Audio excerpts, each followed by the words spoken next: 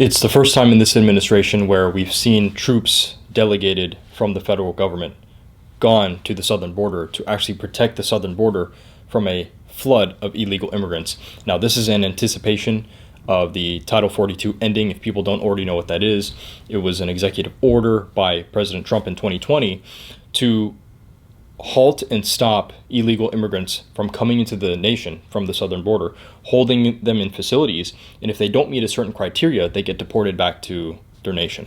This was, of course, during the pandemic to prevent a further spread of the situation in that example.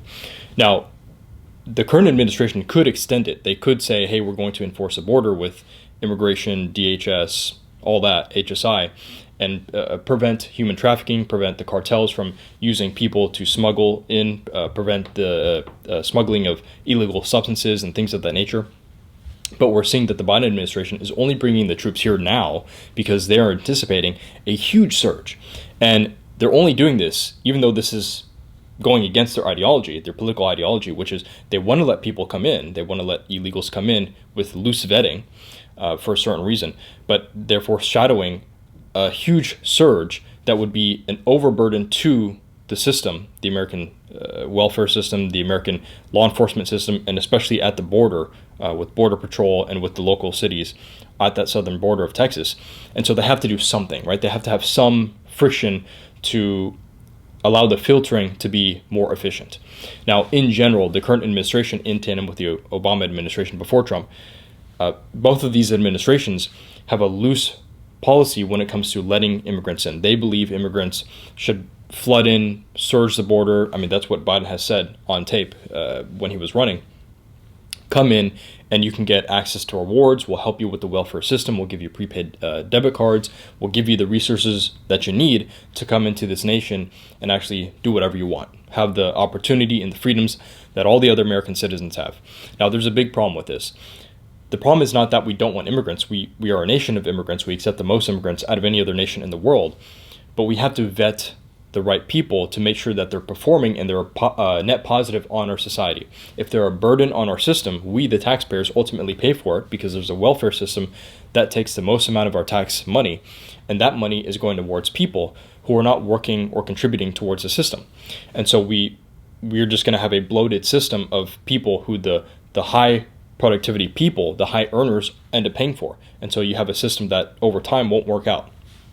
Now, other nations like Japan, I'll use Japan as an example, but most other nations, they're very strict and very tight on their borders. Japan, for example, is very safe, very clean. They have a strict regimen when it comes to who we're going to let into our country. They don't want to disrupt the culture of their nation. There's a certain integrity about every single nation, every successful nation that delivers individual rights, economic prosperity, self-defense, law and order, so many things that come with that when you have a tight integrity system. Japan, I will say, is a bit too conformist, right? So you can have individualistic, you can have collectivist. They're more on the collectivist side, which is very, very similar to communism, but they conform to a lot of things. I don't want to get into specificities, but they conform culturally to a lot of different things. That can be an issue, and I see it as an issue. A lot of Americans see it as an issue because we're an individualistic nation. Do we have some collective community mindsets about us, and does that help us work in a cohesive fashion to have a more prosperous nation? Yes, but we're very individualistic because that's how we revert to when it comes to our biology. We're very self-interested, and the self-interest actually helps other people when it comes to solving other people's problems in exchange for reward, right? Basic entrepreneurship. So other countries, they keep it very tight on their borders. They're making sure that the right people are coming in. They don't want to let people come in willy-nilly, because then you'll have a lot of violence, a lot of crime, such and so forth. You're going to have people who don't have the same values as the people in the nation. They flood in, there are problems.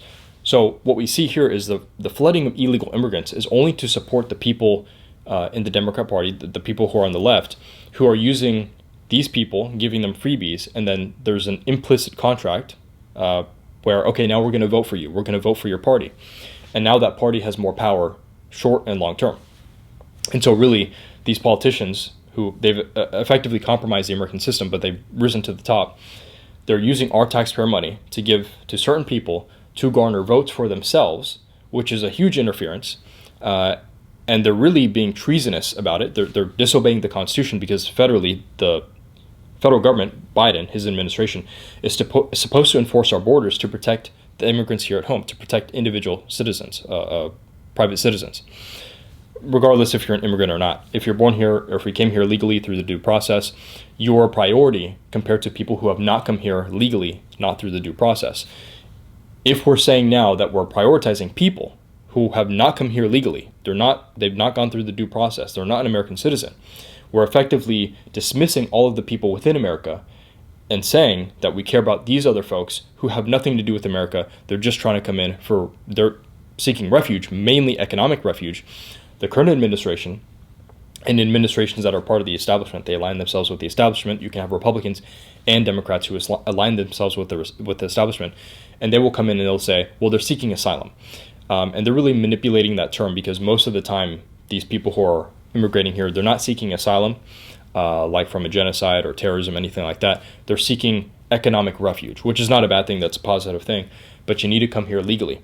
Now, I've said this before, but when it comes to anything, ideas, people, whatever, let's say there's a faucet. You have a handle on the faucet. You open up that handle all the way, there's a huge stream of water coming down. You can't handle all that water. You want to keep that faucet open because there's opportunity there, right? Let's say we're talking about ideas. When you have that faucet a little bit open, you're open-minded, you're gathering new information, new data, new perspective, but it's not flooding, the water's not flooding through to a point where you can't filter it out properly. If you have the faucet open all the way, it's going to be very hard for you to filter all these different ideas coming to you at 100 miles an hour, 24/7. You have to be able to have discernment. Same thing with people. You keep the faucet open, you have immigrants come in, but you need to make sure you have the resources, tools, time, energy, such and so forth, to filter these people, to ensure which people are proper for coming in and which are not. Because there's a lot of people who are going to take advantage of the system, just like we're seeing with the expiration of Title 42. They know because of that expiration, they're going to flood through, and the current administration knows it as well. That's why they sent over 1,500 troops to the border to have some mitigation against these people who are going to flood through, because there are going to be a lot of bad actors through there. Are there good people? Yes, but there are a lot of bad actors who will take over and manipulate the current situation because they realize there's some interest there, right? Whether they're part of the cartel, they want to sell their product within America, that's an interest.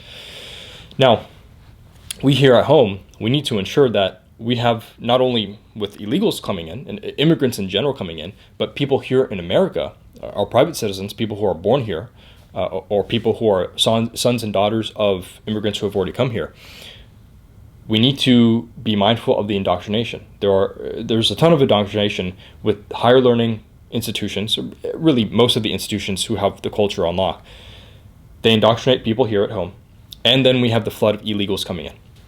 So we have both sides here domestically and internationally coming together to undermine American values. When we look at law and order, when we look at individual rights, when we look at entrepreneurship, when we look at limited government, when we look at all the values in the Constitution, that's a type of collective cohesiveness that allows us as a nation to prosper and be the best nation out of all the other nations in humankind in history and presently and potentially in the future. Because when are we going to see another America again in the future? We don't know if that's going to be in another 5,000 years or 10,000 years.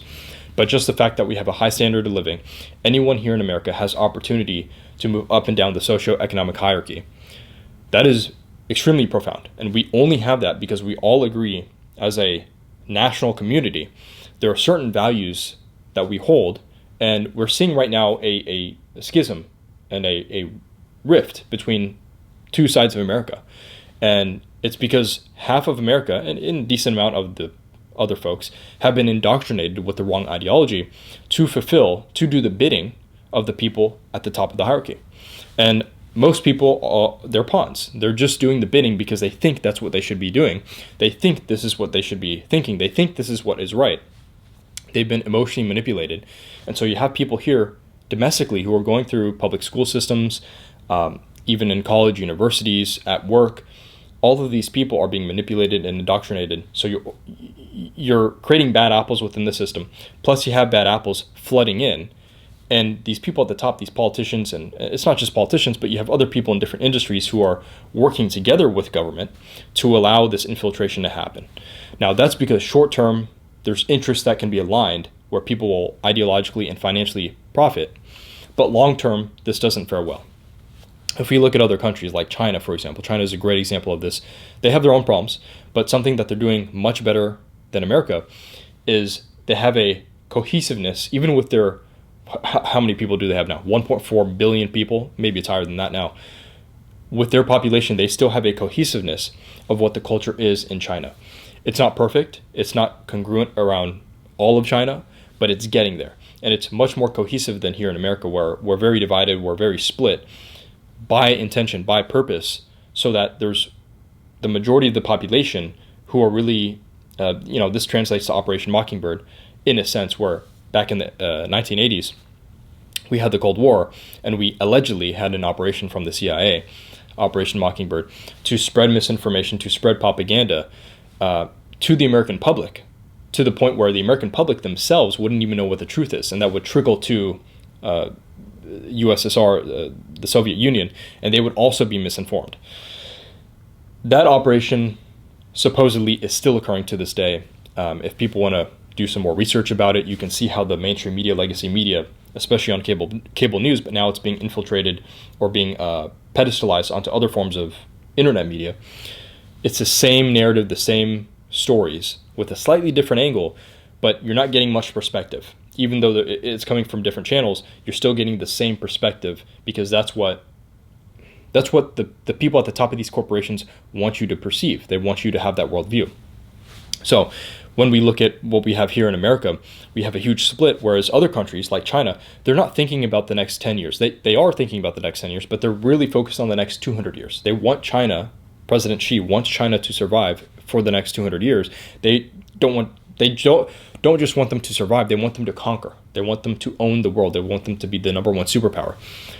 We're seeing the decline of the US dollar. We're seeing the decline of the world reserve currency. We're seeing the decline of our military. We're seeing the decline of our financial and political systems. That's largely due to subversion by other nations. Even the USSR has subverted America when they were at their peak, and they're still subverting America. All these countries are subverting each other. It's a covert operation that opens up nations to be vulnerable to overt operations. And so China can come in and take over America in some fashion. It's not going to happen right away. It's not going to be crazy overt, but we're seeing the power dynamic shift in their direction because they care about the long-term vision. Our politicians here who don't have any American values, even though they were born here in America, they're willing to sell out our nation, which is treason, it's against the Constitution, but they're willing to sell out our nation to other nations so they financially or ideologically gain short-term. Maybe they're 50 or 60 years old. They see themselves as, I'm only going to live 30 more years. I want to enjoy my life. I don't really care about what happens to America after that. I'll be gone. And so let me do what I need to do. There will be collateral, but that's okay because it doesn't really matter at the end of the day. They're nihilistic in that sense. They don't care about the long-term effects or the legacy that they would want to leave behind.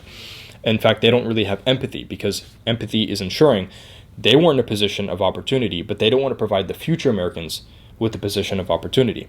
They want to enrich themselves while sacrificing opportunity and allow other nations to come in and have prime ownership over what we have here at home.